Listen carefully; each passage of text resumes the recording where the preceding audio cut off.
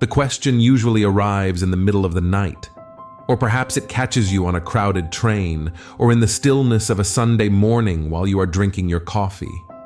Suddenly, a wave of emotion washes over you, a heavy, suffocating anxiety, or a sharp pang of longing, or sometimes a sudden, inexplicable warmth that feels like a hand resting on your shoulder. And you stop. You check your own internal weather. You ask yourself, wait, I was fine a moment ago. Nothing has happened to me. Why am I feeling this? And then the quiet realization settles in. You know, intuitively, that this feeling does not belong to you. It belongs to him. But immediately following that intuition comes the doubt. The logical mind intervenes. It says, am I making this up? Am I just projecting my own desire? Is this madness, or is this connection? If you are listening to this, you are likely exhausted by the mental gymnastics of trying to decipher what is real and what is wishful thinking. You are tired of the silence being louder than words. I want you to take a breath. You are not imagining it. You are not spiraling into delusion. What you are experiencing is not magic. It is physics. It is the natural consequence of two nervous systems that have recognized one another, entangled, and are now communicating in a language that predates words. We call it telepathy, but that is a small word for a massive phenomenon. It is non-local consciousness. It is resonance.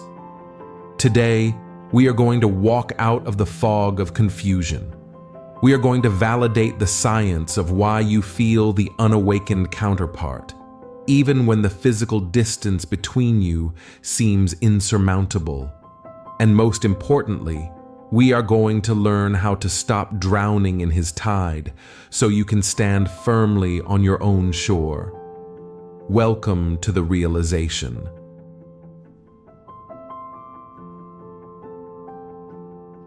Let us descend into the mechanics of this mystery. We often dismiss our intuitive experiences as mere fantasies, primarily because we lack the language to describe them. The mind craves logic. It craves a framework. When you feel a sudden wave of grief that does not belong to you, or a jolt of anxiety while you are sitting in a peaceful room, your rational mind searches for a cause. If it cannot find a physical cause in your immediate environment, it concludes that you are fabricating the experience. It tells you that you are obsessing. It tells you that you are projecting. But I am here to offer you a different framework. I want to validate this phenomenon not as magic, but as physics. To understand why you feel him when he is miles away, or even when he has retreated into silence, we must look at the fundamental nature of reality itself. In the world of quantum mechanics, there is a well-documented principle known as quantum entanglement.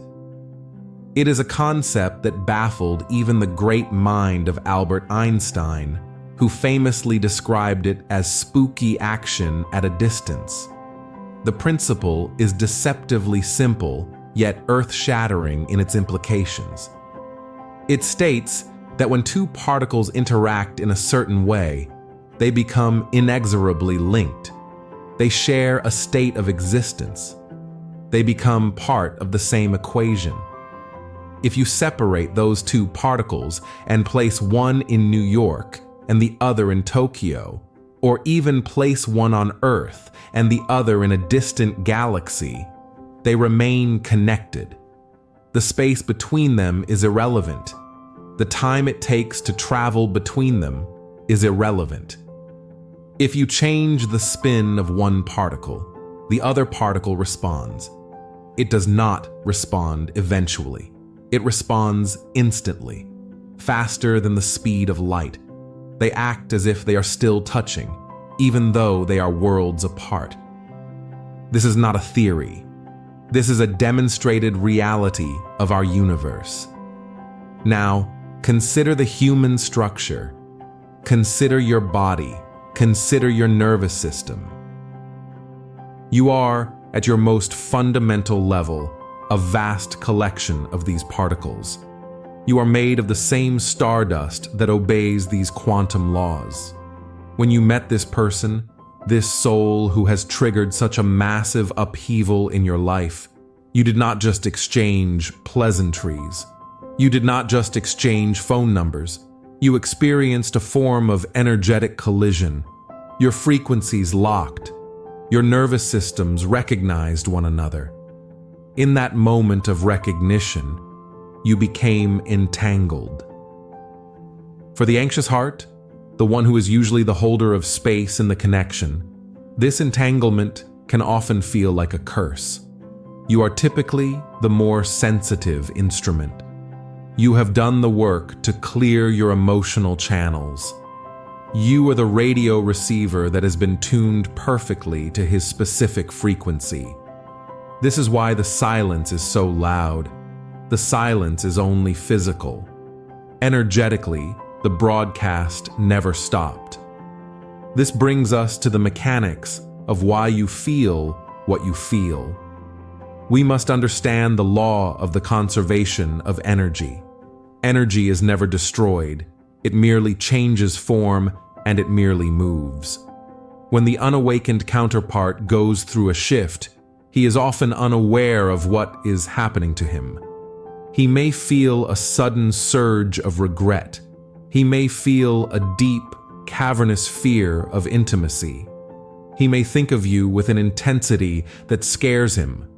However, because he is often the avoidant soul, his defense mechanism is suppression. He pushes the feeling down. He refuses to look at it. He tries to numb it with work or distractions or logic. But that energy does not disappear just because he ignores it. It is like water under pressure. It has to go somewhere. And because of your entanglement, because of that open channel that exists between your subatomic particles and his, that energy often flows directly to you. You become the vessel for his unexpressed emotion. This is the source of your confusion.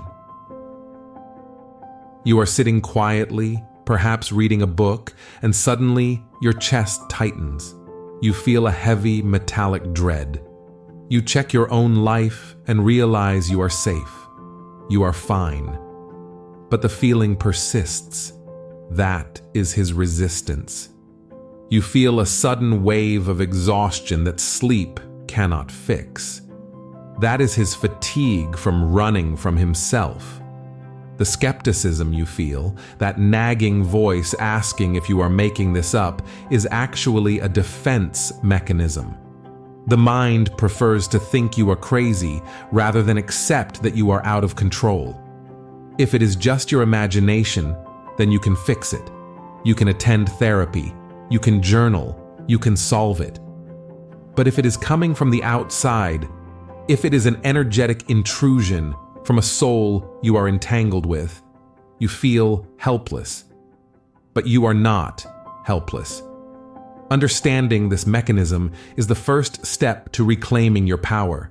You are not obsessed. You are not delusional. You are simply a highly conductive wire in a closed circuit. You are experiencing the physics of resonance. The emotions you are feeling are real, but their origin is not you. This realization is the beginning of your freedom. It allows you to stop fighting yourself. It allows you to put down the heavy burden of analyzing your own sanity, and instead, look at the situation with the calm detachment of a scientist observing a phenomenon. You are entangled. The signal is coming through. The only question now is how you will choose to manage the frequency.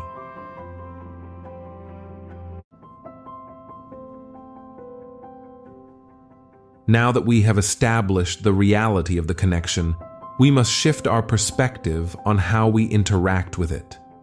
It is very easy and quite natural to view this phenomenon as an intrusion. It feels like a violation of your hard-won peace. You finally regain your balance. You finally decide to focus on your own life. You take a deep breath of freedom, and then, without warning, his energy hits you like a rogue wave. It knocks you off your feet. You feel resentment. You feel confused. You wonder why you cannot just sever the cord and be free. But I want to offer you a different metaphor. I want you to stop seeing this as a haunting and start seeing it as resonance. Imagine two cello strings in a quiet room. If you tune them to the exact same pitch and you pluck one string across the room, the other string will begin to vibrate.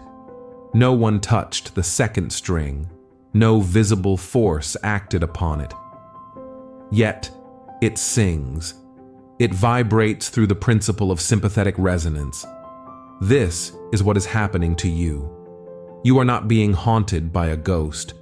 You are vibrating because you are tuned to the same fundamental frequency. This resonance is proof of a reality that the logical mind cannot see. It is proof that the separation, the silence, the blocking, and the physical distance are all illusions of the material world. In the energetic realm, the conversation never stopped. To navigate this, we must understand a concept I call the third energy. In any connection of this magnitude, there is you and there is him. But there is also a third entity. It is the field created between you. The relationship itself is a living, breathing field of energy that you both feed into. It has its own gravity. It has its own weather systems. When the unawakened counterpart pulls away, when he retreats into his cave of silence, he creates a sudden vacuum in this third energy field. He creates a massive tension. Nature abhors a vacuum, and so does energy. You, being the one who is often more emotionally attuned and spiritually open, feel this tension as a physical pull. You feel the gap he left. The sensation is often visceral. It feels like a suction in your chest, urging you to reach out, to fix it, to check on him. We often mistake this sensation for our own desperation. We judge ourselves. We think we are being needy. But in reality, you are simply feeling the physics of the field trying to balance itself. You are feeling the gravity of the void he created. The profound mistake many of us make, the mistake of the anxious heart, is trying to fill that gap for him. We feel his fear, so we send love to neutralize it. We feel his distance, so we send longing to bridge it. We try to stabilize the energy field because the instability feels unsafe to our nervous systems. But here is the paradigm shift that will change everything for you. You are not responsible for metabolizing his emotions. You are not the alchemist for his shadow. When you feel that wave of sadness that isn't yours, your instinct is to analyze it.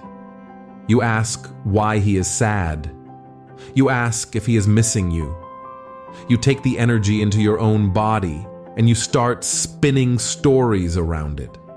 By doing this, you are effectively taking his unintegrated shadow and making it your own.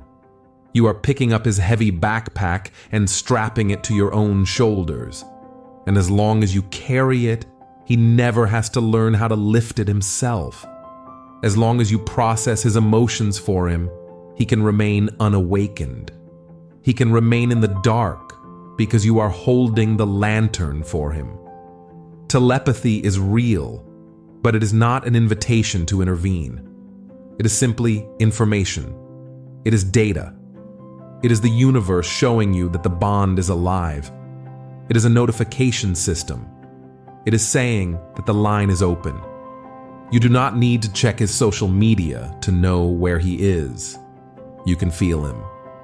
But the question remains, what will you do with that feeling? Will you let it drown you? Will you let it pull you out of your center? Or will you use it as a signal to deepen your own anchor? We must learn to treat this third energy not as a problem to be solved, but as a weather report. When it rains, you do not try to stop the rain. You do not stand outside and scream at the clouds. You simply put on a coat. You tend to your own warmth. You must learn to witness the storm in the field without becoming part of the wreckage. This is the difference between entanglement and sovereignty. You can be connected to him, you can feel him, and yet you can remain completely seated on your own throne. This is the shift. This is the move from a frantic need to fix the silence to a deep, resonant trust in the validity of the bond. The silence is not empty. It is full of everything he cannot yet say, and you do not need to say it for him.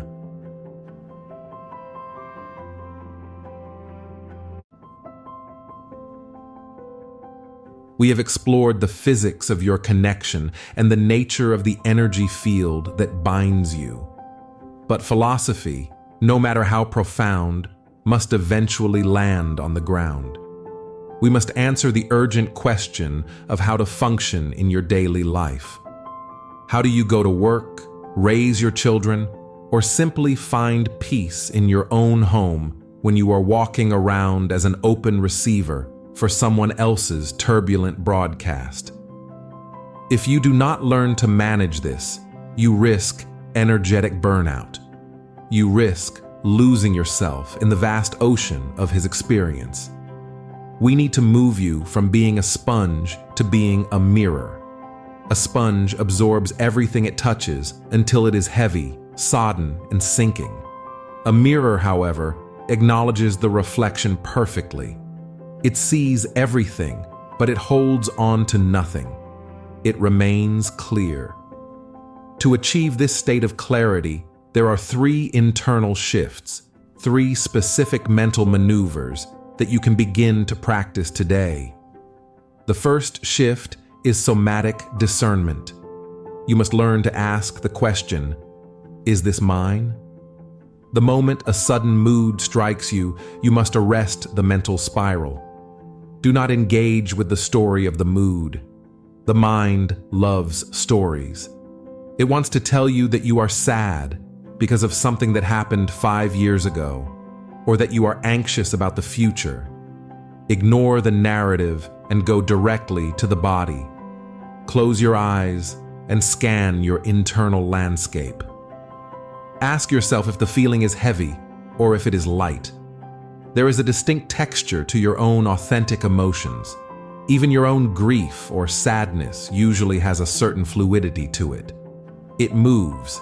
It feels like water. It feels like you. In contrast, projected energy, the energy coming from the unawakened counterpart, often feels static.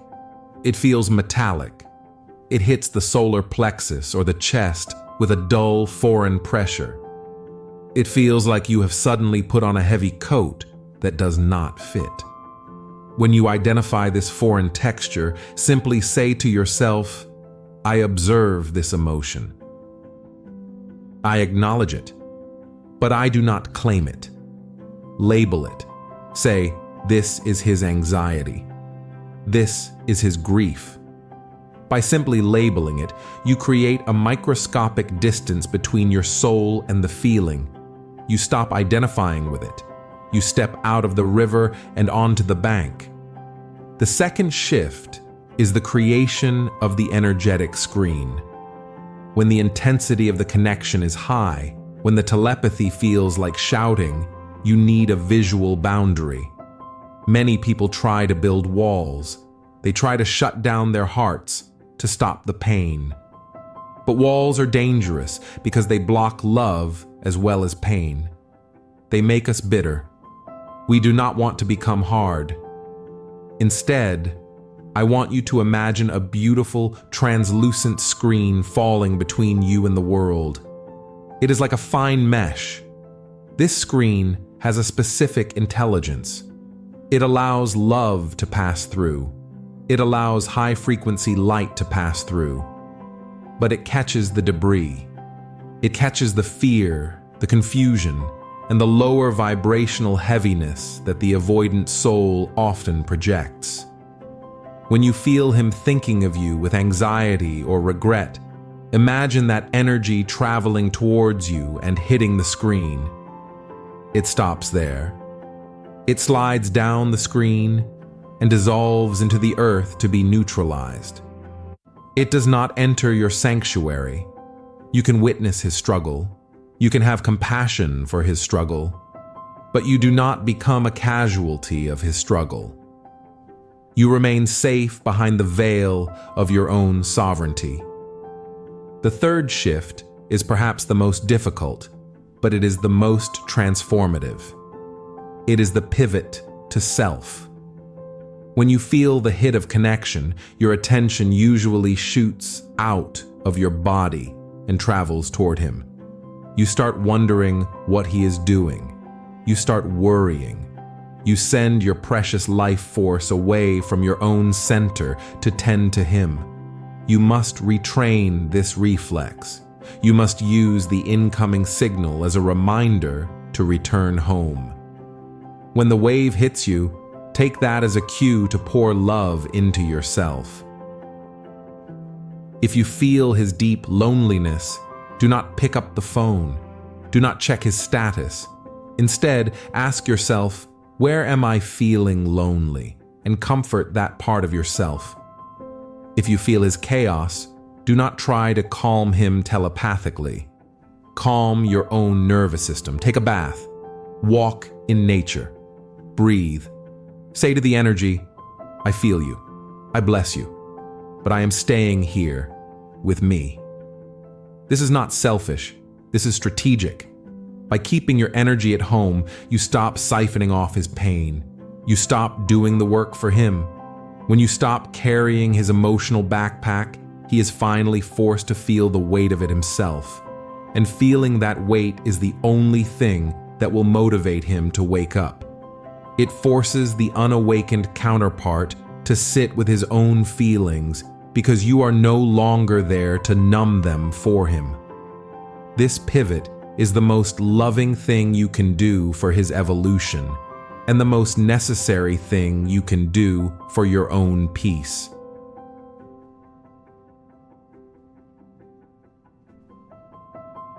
The journey of the spiritual connection, the connection that transcends logic, is not a journey of finding another person. It is a journey of discovering the vastness of your own being. You have been given a gift, even if it feels like a burden right now. You have been shown that we are not separate. You have been shown that love, true resonance, breaks the laws of physics as we understand them. So, am I telling you that you are communicating without words? Yes. Am I telling you that when you feel a sudden tug at your heart, he is thinking of you? Very likely. But the goal is not to dwell on the transmission. The goal is to master the receiver. You are the instrument. Keep your instrument tuned. Keep your resonance high. Do not lower your vibration to match his fear. Hold your vibration so steady that eventually he has no choice but to rise to meet it. Trust your intuition. It is the most sophisticated technology you own. It has been right all along. Now rest in that knowing. You are safe, you are connected, and you are whole, all on your own.